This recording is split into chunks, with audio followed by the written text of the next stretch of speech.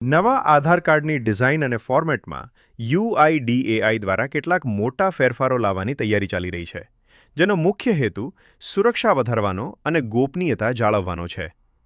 નવા નિયમો મુજબ આધાર કાર્ડનું ભૌતિક સ્વરૂપ વધુ ડિજિટલ અને સુરક્ષિત બનશે.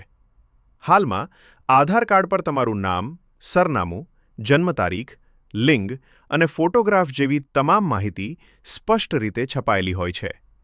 પણ યુઆઈડીએઆઈ આધાર કાર્ડ પર માત્ર ફોટોગ્રાફ અને ક્યુઆર કોડ જ સ્પષ્ટ રીતે દેખાય તેવું ફોર્મેટ લાવવાની તૈયારીમાં છે.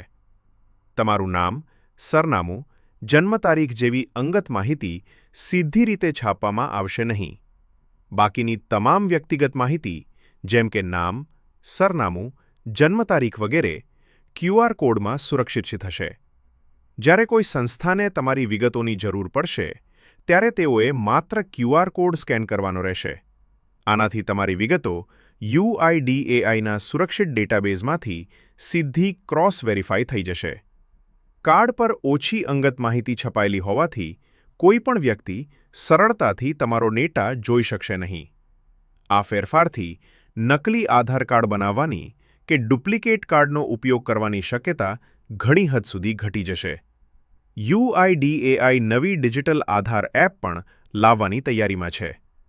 આ એપમાં તમારું ડિજિટલ આધાર ક્યુઆર કોડ સાથે ઉપલબ્ધ હશે.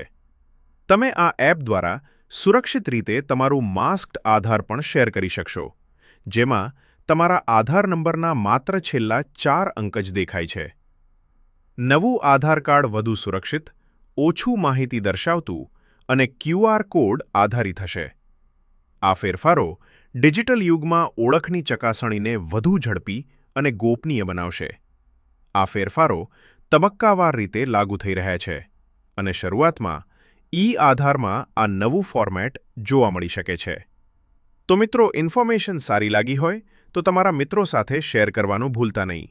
અને આવા જ અવનવા અપડેટ સૌથી પહેલાં જાણવા માટે અમારી ચેનલને સબસ્ક્રાઇબ પણ કરી દો.